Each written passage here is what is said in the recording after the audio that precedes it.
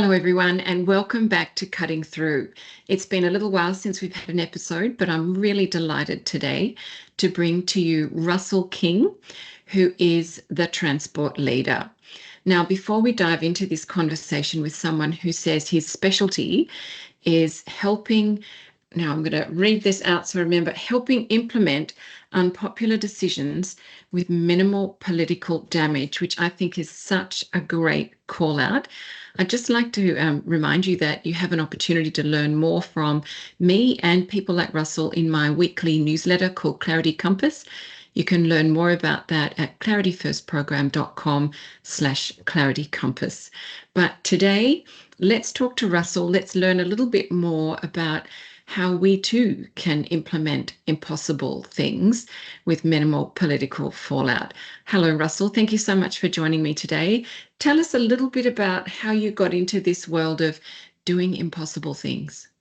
Oh, hello, Davina. It's fantastic to be with you. Thank you very much. Interesting enough, I think I've always been someone who's interested in public policy. I can remember being fascinated by policy questions as a young boy, talking about 12 or 13 years old. And so when you're in that space, I've always just read up about public policy and always been fascinated by the different aspects of it. And in particular, how people have managed to take often difficult decisions on policy, things that you think are difficult to take forward, and how they've managed to successfully win the argument and make them better public policy as a result. So how on earth did you get interested in this as a young boy of 12 or 13? How did that actually happen? It wasn't remotely on my radar at that age. I have no idea. I think it's just one of those things that, it's horses for courses. People are into different things, and I'm just a policy geek. I mean, I'm geeky about a whole range of things as well, but this is one of those things where I'm just a geek, and I've just always loved it. And I think over time, I always got confused. I think when I was younger, less experienced, had more hair, that I confused policy and politics and thought they were the same thing, if you like. But I think over time, I've realized I'm less interested in the political side and more interested in the policy side. And did that insight come from having been an elected official in the UK? Yeah, I think partly. I think I was elected, and I loved being elected. It was amazing. And to represent your community, I can't even tell you how great that felt. But there were lots of aspects of being a politician which I didn't particularly enjoy doing. But the bit that I really enjoyed doing was the policy aspects of being a politician, and taking forward what I thought was good policy and finding ways of getting the right policy taken forward. Right. And what did you love the most about getting these right policies and pushing them through? Because you could see the transformation it could deliver for communities. So I worked on a whole bunch of different things. And in my space, I tend to specialize in transport and infrastructure. Often stuff you start now won't be delivered for a decade or so. So one of the things I worked on, for example, was integrating or creating the 9 Elms regeneration zone in London. Tell us about that. Tell us what that Yeah, is. so it's for those that know Battersea Power Station, which is quite a famous landmark in London. That's all gone through a massive regeneration in recent years. I was in charge of strategic planning and transportation at the time. And one of the things we managed to find a way doing was funding the extension of the Northern Line. So that's the tube, the metro system, to support it. And so it produced a sort of virtuous cycle, because transport was a massive issue in that corridor. And without a significant public transport solution, you couldn't get the densities that we wanted to see and provide the housing that we wanted to see in the area. So by putting in a tube line, it meant you then had the transport solution to be able to provide much higher densities. And what that meant was developers were happy because they got higher densities, but it also meant they were willing to contribute significant sums of money to help pay for the rail line. So we funded a lot of the railway line through a combination of developers' contributions and also through taxes that are going to be increased, or tax revenues that would be increased. So as a result of having the rail line, then the businesses will be much better off. And so there was a kind of tax finance element of it to support the transit as well. So how did you then engage in the private sector to fund this? Because I noticed that one of the things that you've got, in your LinkedIn profile, is that you're really good at delivering these really complex solutions without costing the communities more, that you're really good at bringing it in a financially responsible way. So partnering with the, other providers in a private enterprise to deliver something like the rail line must be part of that. But talk us through the economics of it. How did you persuade, given we're a communication podcast? So interested in this one, the idea came from the developer community, so that the landowners in the area. Now, I think it's fair to say that depending on who you were, you might have been going, oh yeah, of course, yeah, pie in the sky idea, build a rail line, yeah, I'm sure you'll pay for it, whatever, right? And you could see how a lot of people would dismiss it. But having studied a lot of things around value capture and using developer contributions to fund infrastructure, I knew it was conceptually possible to do it. And so what we said was we would have a look at it. And so we got actually one of the consultants to have a look at it, look at the feasibility of it, and the numbers added up. So we were a situation where a council, so we knew the numbers would add up, but we don't provide metro lines in as a council. That's with what's called Transport for London and the Mayor for London. And so what we needed was somebody who was going to effectively create a balance sheet, who would then be able to borrow the money in effect, so then get it repaid as the developers' contributions came in. And that required us to work with the Mayor for London, which at the time was Boris Johnson. Unfortunately, at the time, his chief of staff was an ex-leader of the council where I was working. So he knew us well, he knew the issues well. So we went and had a chat with him. He was very supportive. And then, we had a conversation with the Mayor, Boris, and he was very supportive. And then we were well connected as well. So the Minister for Transport at the time was in the constituency next door. So we went and had a chat with her. She knew us very well already, and she could see why it was a big benefit in a transport perspective. So she was supportive. And then that enabled us to go and have conversations with the UK government, the Chancellor / Treasurer at the time, and make sure that he was supportive. And so we managed to line up all the stakeholders and progress it. And then it was really a question of managing local concerns and local stakeholders so that they understood the benefits that they were going to receive from having a new rail line and new stations. Okay, so you had some sort of easy doors to walk through, if you like, in the sense that you have real appetite from the the community that owns some of the land that the trains were going to go through. But it sounds to me like part of the success here is having a phenomenal network of people that you can then have a conversation with. Because, when you're talking about going and meeting with Boris Johnson, was he the mayor then or the prime minister at that time? So he was mayor at that time. Mayor of London he at was that mayor time. Of London.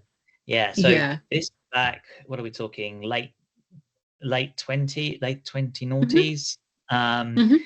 Is when sort of timeline we're talking about. And the line only opened, was it last year or the year before? So I think I went on it in January. Yes, I think I went on it actually. Yeah. Right. And so it takes a decade for these things to sort of come to fruition. But yeah, that's the sort of, and I think those conversations and understanding the stakeholder landscape and knowing who to pick up the phone to help and have those conversations is a skill in itself.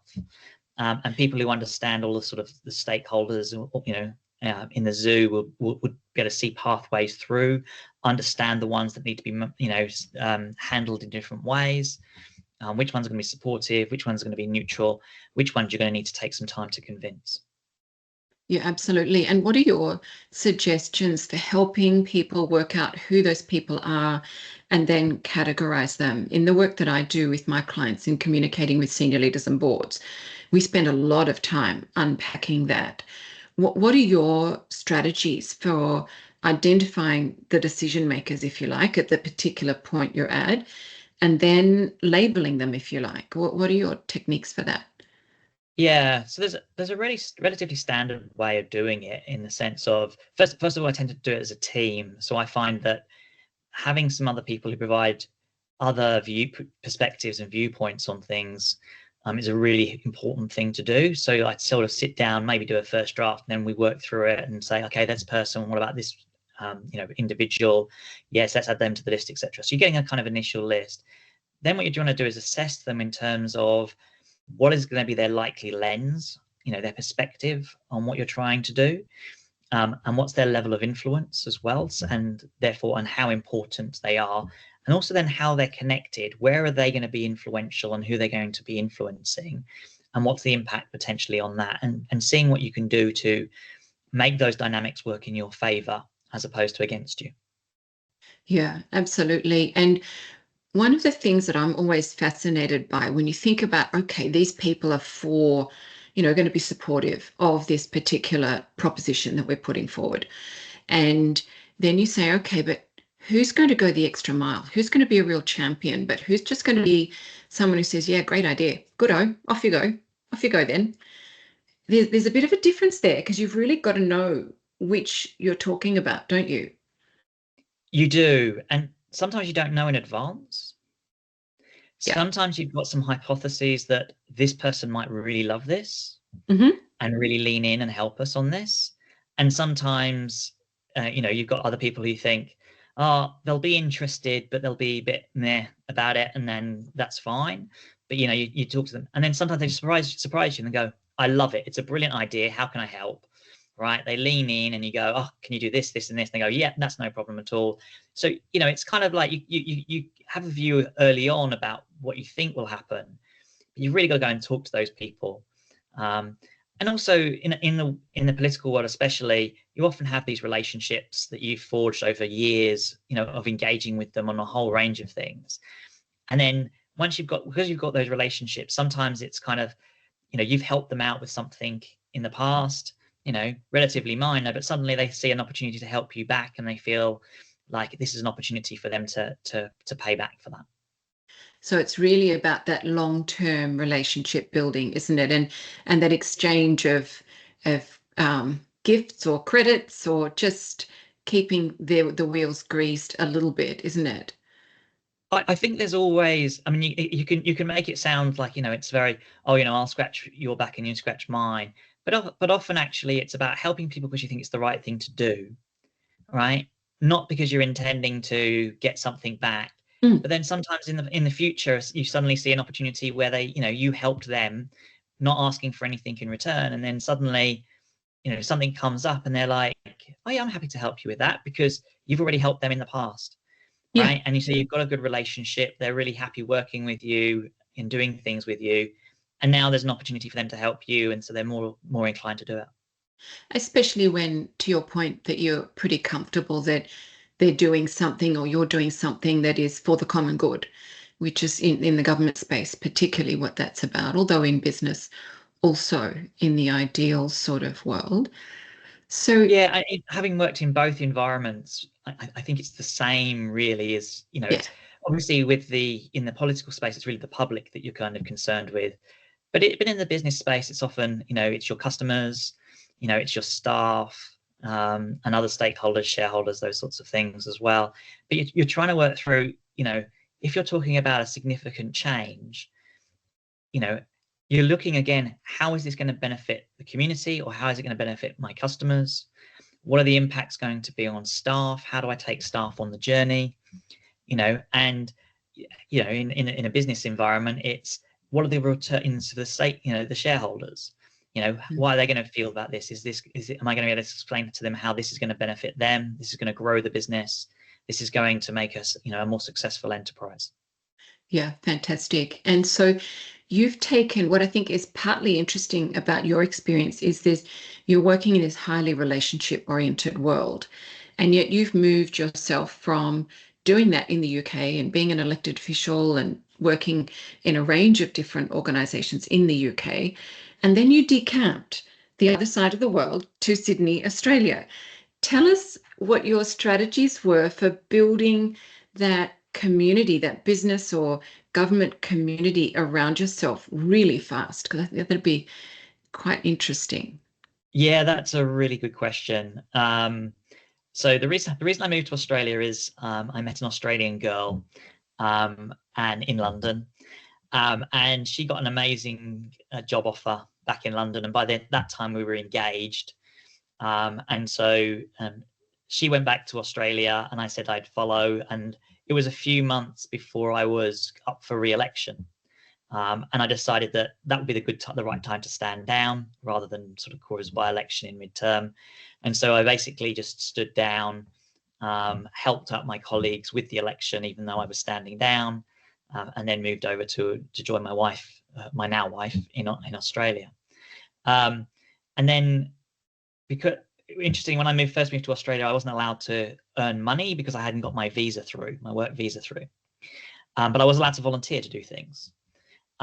So I actually ended up volunteering for one of the think tanks in Canberra, and helping them to do some work. And I just started building a network of people that I was meeting as a consequence of that sort of volunteering.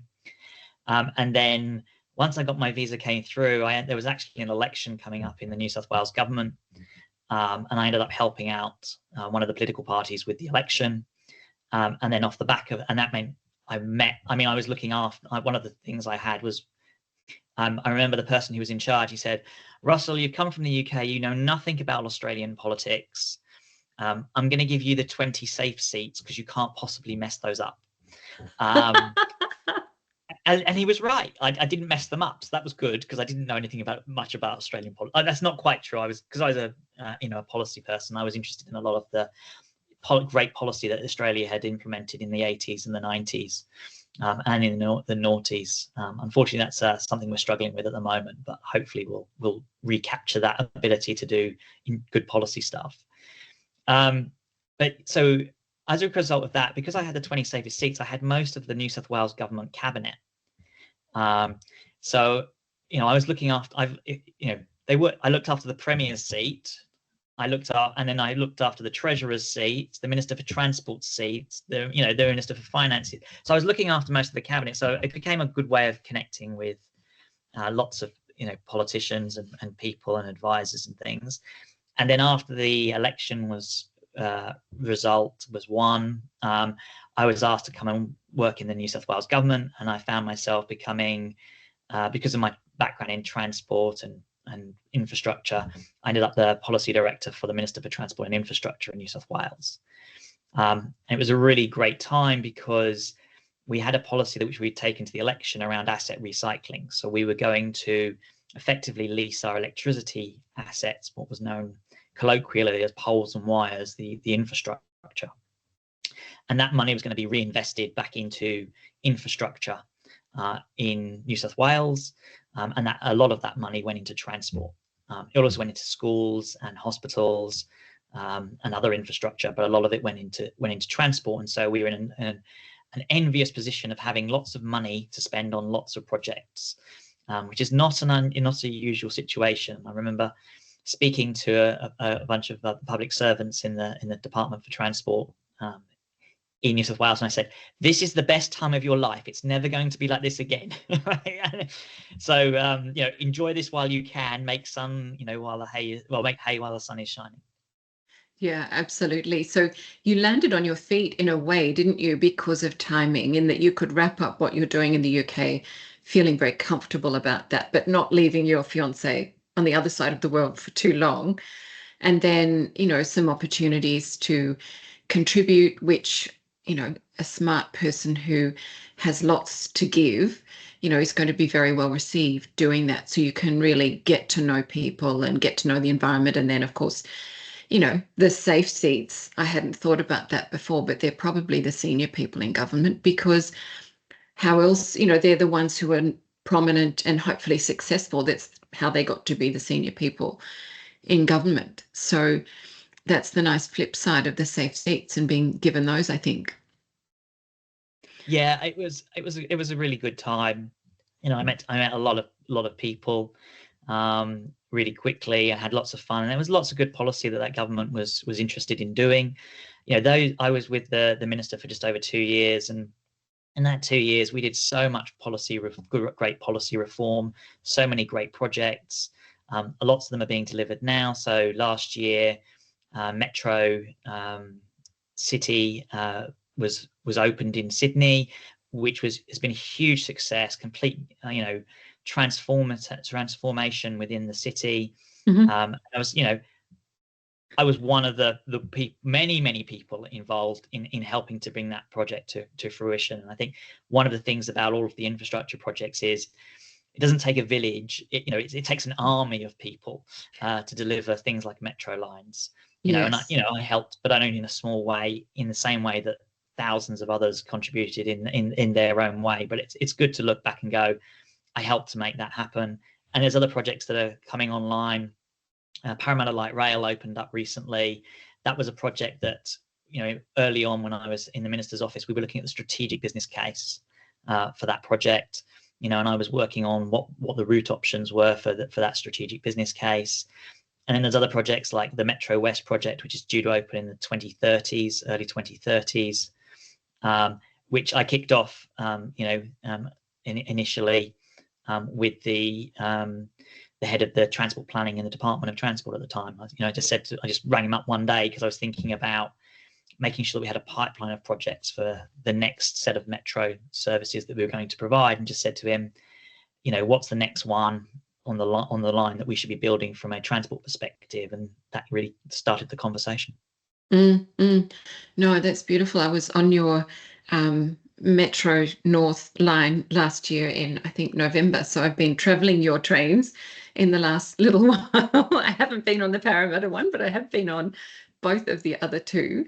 So it seems to me you talk about there having an army to deliver these, but it seems like it's a multi-generational army too, because of the long life cycle of these projects. So what's the secret, and what are the things definitely to not do in maintaining momentum over those longer periods of time? Because we do hear about big projects in government and in business that get stalled, and there's got to be some secrets there to keeping that momentum running. Yeah, it's a great question. So I think there's several things in individual projects or reforms. Get the foundations right. And what does that mean? What does that mean? So what you find is, I'll give you a very good contrast between two projects. Okay, so there's the Metro West project, as I said, is going to open in the early 2030s, and I'll compare that with a project that's going on in Victoria, in Australia at the moment as well, which is sort of their rail loop project. Now, Metro West, we worked on it and did a lot of the strategic work up front in understanding that project and its benefits very early on, detailed analysis, before it went anywhere near being in the public domain. So we did a lot of work in understanding it, analysing it, what was going to cost, those sorts of things. In Victoria, on the other hand, their rail project was basically a political announcement at an election time to win an election. Okay, so now what's happening is, between the two projects, there was a change of government in New South Wales. The new government came in a couple of years ago, and they were sceptical about whether Metro West was the right thing. They conducted a review, and the review basically came back and said, no, this is the right project. This is a good project that you should be doing. Yes, it's costing you a lot of money, but it is the right thing to do. And so the government said, fair enough, we will continue to do this project, and we will spend the money on this project. So it's continued. Meanwhile, in Victoria, their project has been criticised by Infrastructure Australia. They haven't managed to get a business case up and running that stands stands up to scrutiny. The opposition in Victoria, who look likely to win at the next election, quite possibly because the current government is very unpopular, have said they'll cancel the project. And so there's something there about, when you're talking about infrastructure projects, you talk about going through generations. It's that governmental generations. Totally that. Yes. And on infrastructure projects that take a decade or more to deliver, there's a very high chance that governments will change. And so you want to make sure you've got those foundations right, because then what that does is it builds up the momentum for people saying this is the right project to build.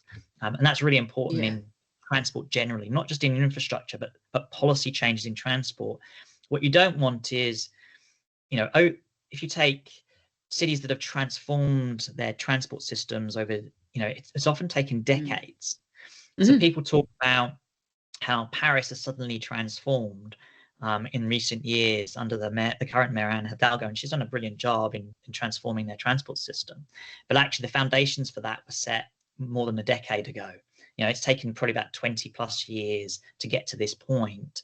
Yes. And so that if you don't have that continuity on transport decisions over a long period of time, you end up just going from one to another, and you're neither, you're stuck between two, pillar and posts really, rather than actually delivering a transformative transport strategy.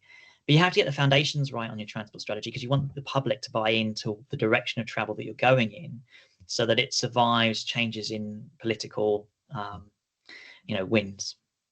Absolutely. And I think there's a great analogy there with business too, because, your manager changes or your CEO changes, a whole new strategy comes in, a whole new direction for the business comes in. And, where you've got, investors too for publicly listed companies and needing to keep on top of share prices and keep all of those sort of plates spinning happily as well. You've got some real challenges to sometimes, I think, maintain really big projects where, if you think of big enterprise platform changes, or I know in Australia, one of the big banks at the moment is undergoing a massive rework of all of its, systems to integrate all of the systems. And, this is a many, many year project, and it's a very, very big investment. And it's quite feasible that the CEO would change in mid-flight. Certainly the head of technology could well change mid-flight. And so, your point about really doing that business case and being very clear in your messaging around the benefits before you go anywhere, I think is so very, very important with that. Yes, I've done a few of those integration projects over the years as well in my business life. And I've seen a lot of them not succeed, for various reasons, because often the work up front wasn't like, what are the key benefits here, and how are you actually going to deliver those benefits? So one of the things you say is, it will reduce costs because we'll have, integrated these systems. And then you go, okay, how are the costs actually going to be saved? And often that sort of level of questioning isn't actually undertaken.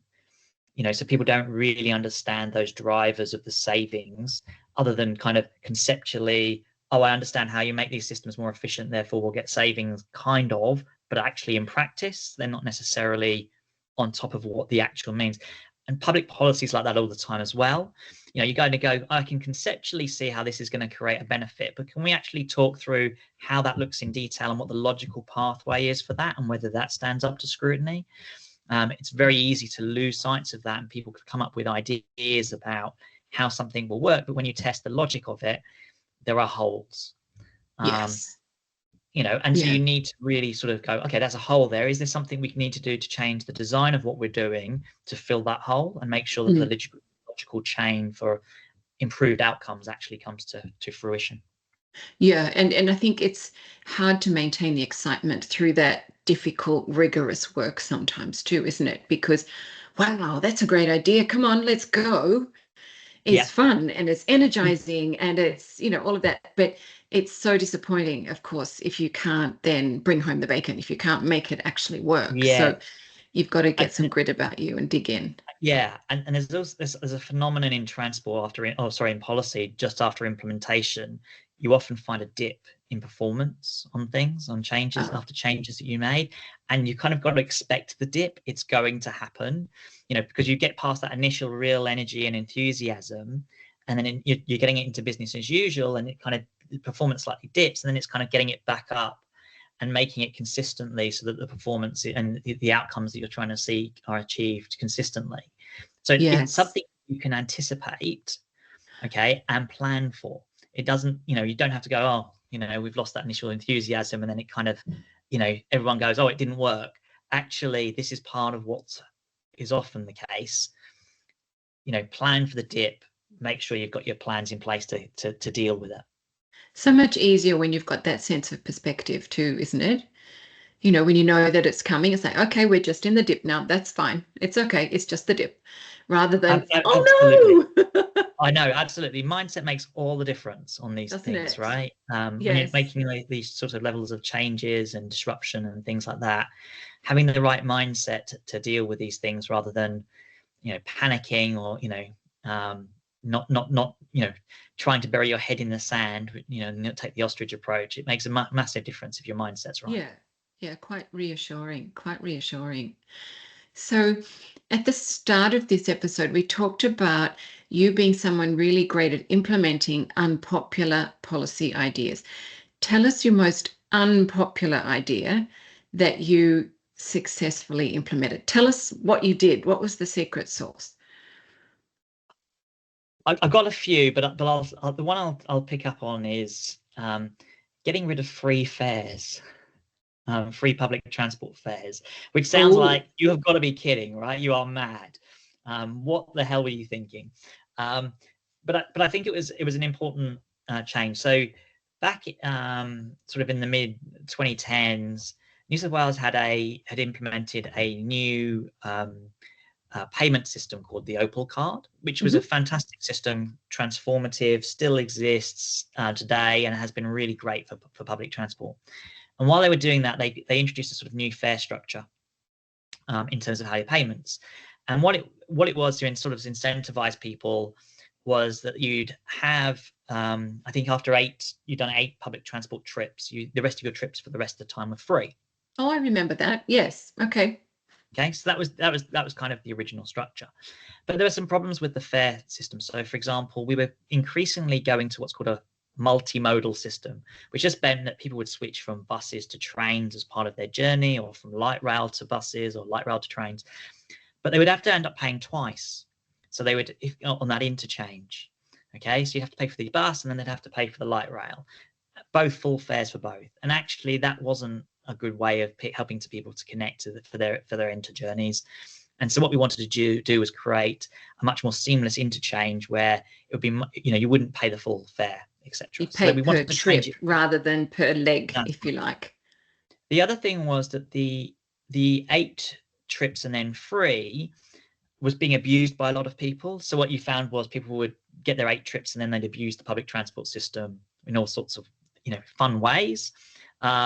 Take some really long trips and take some really short ones to get their 8 up, and do some really long ones, expensive ones maybe. Yeah, so there's those sorts of gamings of the system. Plus, it was actually really unfair for groups that weren't actually going to hit their 8 trips naturally.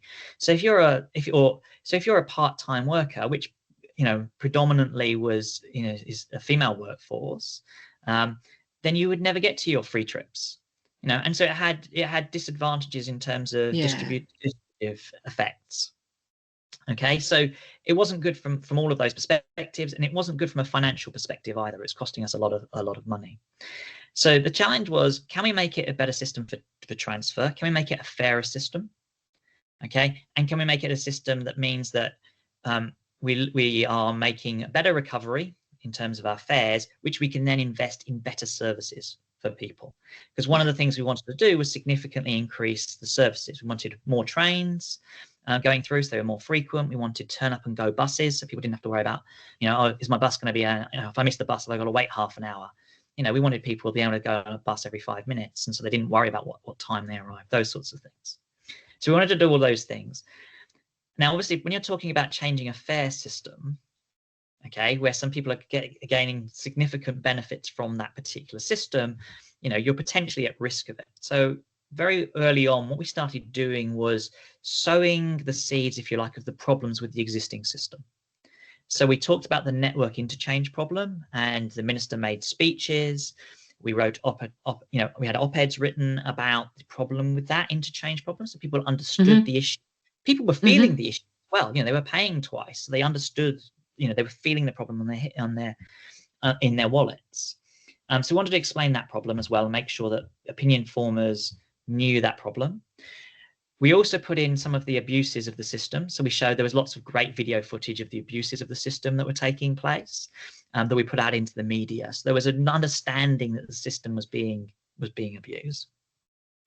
The other thing we did was we did some very detailed focus groups with understanding how people thought about the existing system, and some models of alternatives systems. And what came out was that they felt that the existing system was unfair. They understood the unfairness of the existing system, and that they recognized the need for us to move to another system. And they identified one system which they thought was fairer, which is the system that we ended up with. So we ended up having a situation, basically, broadly, we had, the model we had was 10% of people of the existing public would be losers. These are the people who are basically benefiting from the free trips. We had 20% of people who would benefit from the new system. These are basically the people who are interchanging. And about 70% of the population, it would have no impact on them. It would be broadly neutral on them. And so what we knew was that the people we had to win over were that 70%, because they were going to make or break it. They're a very large group. And so we were testing what they thought very much, even though they weren't going to win or lose. What did they think? And they thought overwhelmingly that the new system was fairer, even though it didn't hit them or benefit them. They thought it was a fairer system. And on the day that we sort of implemented or announced the changes, you know, you're sitting there and saying, well, how's it going to go down? And I remember the lead in the local newspaper, which is the Sydney Morning Herald, basically came out and said, this is a good change. You know, and they almost kind of echoed us back what the stuff we've been feeding through. They talked about the network problem, you know, the network interchange problems. They talked about the the free fare abuse. Okay. And so they recognized it. And so they were supportive right from the off, which was great.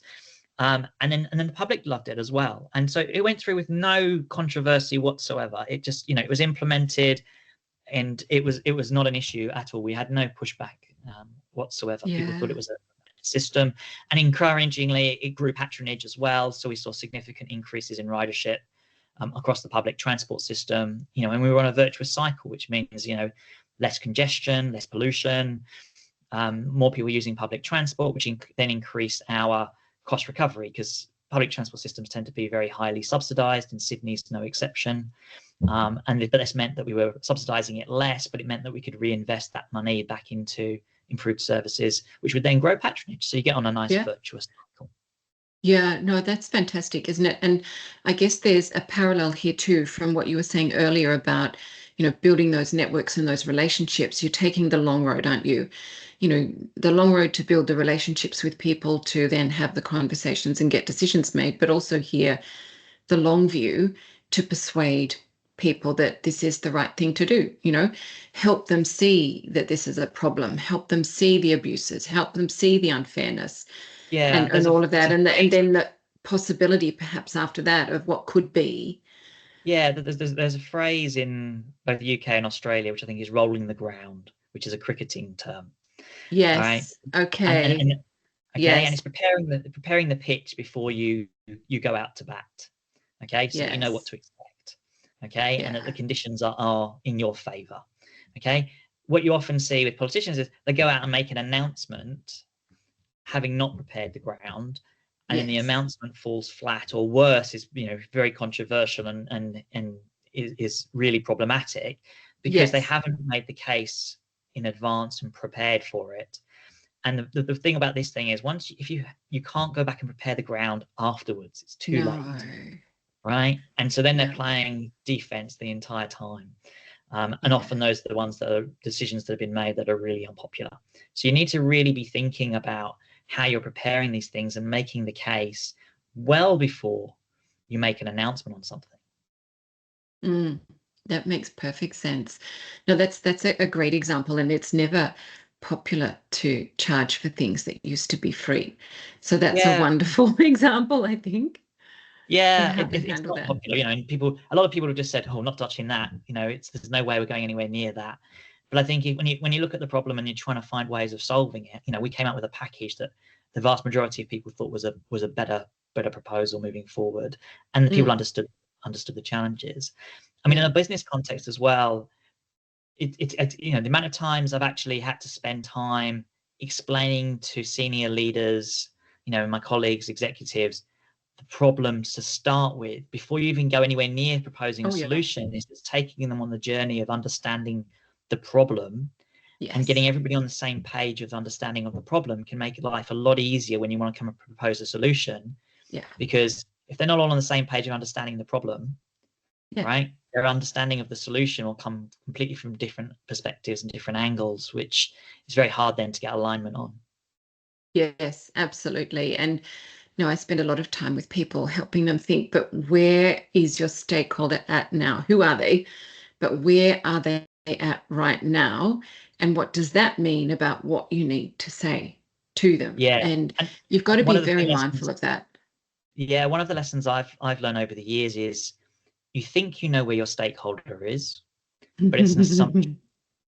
Correct. Okay. And you have to test that assumption. I remember one particular decision we had, and you know, it was we'd made an assumption about the decision maker's understanding of something. And so the decision maker, and we thought, oh, this will be easy. The decision maker will say yes.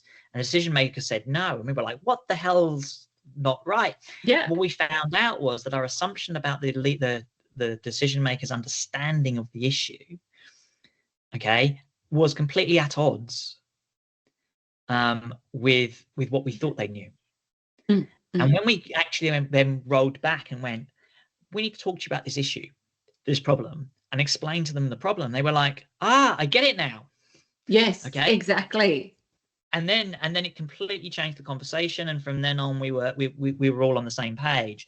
So it's really Yes. important to understand, you know, to take people on that journey of and make sure their understanding is the same as yours, you know, and providing that robust work is putting that groundwork in again. And it's also, isn't it, to be a little bit unafraid. I love when you said, people say, oh, I'm not touching that. And I hear that a bit as well. But also, okay, so decision maker, you don't think that's such a great idea. Can you just explain to us your thinking there? What is it that makes you think this is not such a great idea? Explain it to us. And then you can help understand their point of view and where they're at, and maybe salvage the situation too, which it sounds like you did in your own situation there. So, to ask why, you know. Yes, yes. I mean, and one of the things here is, you know, lessons I've learned is don't give up either. Don't take no for an answer. Yes. I remember there's a great story I heard about the App Store, the Apple App Store. Yes. Okay, and of course Steve Jobs was all about, you know, walled fences. Don't let anybody else make stuff. Yep. Apple has to make everything. And I was listening to a couple of the people, and he said, I had to have half a dozen conversations to get Steve Jobs over the line on the App Store. Steve was like, no, no, no, no. And he literally, you know, we're talking about a senior leader here who's going in and talking to Steve, you know, and we're talking about, you know, Steve Jobs is not exactly, you know, the easiest person as well to disagree with, right? He's well Not known high, for, you not know, high on the agreeable score. that's right, right? He's not Quite just going to happy go to say along with for an no. easy Very life, happy. right? Yeah. Yeah. Okay. And also, of course, an inspiring leader as well. So it's much harder to challenge kind of somebody who's that amazing and has done so Yes. much amazing stuff, right? And they went in and had a half dozen conversations to get the App Store, you know, which has been a massive game changer for the iPhone, for Apple, for their revenues. You know, absolutely massive decision, right? Yeah. But it wasn't. Don't take no for they didn't take no for an answer, and that's a really important thing. And I've had the same. I mean, when we proposed fares early on, you know, there was a lot of skepticism. We had to really make the case several times with various stakeholders to get it over the line. It was not it. You know, I'm talking about internal stakeholders, forgetting about the public. You know, just internal stakeholders. There was lots of skepticism. You're getting rid of free fares. I don't think I'm going to go near that. We should go near that, right? So there was all sorts of things like that we had to work through and explain to people. You know, and if we could have easily just taken no for an answer and just given up. But actually, over time, what we did was we always came back at it. What are we not quite getting right here? What are the assumptions? What's driving this decision making? What's driving this thinking? What can we do to get around it? Yeah. No, wonderful, wonderful. You have shared such a lot of really terrific sort of experiences with us that I think we can all learn from. Tell people where they can find you, and tell them very quickly about your new newsletter as well. That sounds fun. Yeah. So my Transport Leader newsletter, which comes out, the newsletter comes out on a Monday. and provide basically strategic thinking in the transport space. And then there's a blog which does a deep dive on a particular transport strategic topic on a Thursday as well. But the best place probably to find me and then be able to link to my newsletter is on LinkedIn. So Russell King, 2 S's, 2 L's, transport leader. You'll be able to find me on there, and then it's just, you can click on my button and subscribe to my newsletter. Wonderful, wonderful. And we'll put those details in the show notes as well. Thank you so much, Russell, for coming and speaking with us today and sharing so many good ideas about, preparation and pitching for new ideas, and particularly when they're potentially quite unpopular. And we wish you all the very best with your newsletter, and look forward to hearing what you get up to. Thank you, Davina, and thank you for the fantastic work that you do in supporting leaders as well. You're an absolute inspiration. It's brilliant to talk to you. Wonderful. Thank you so much. Bye for now.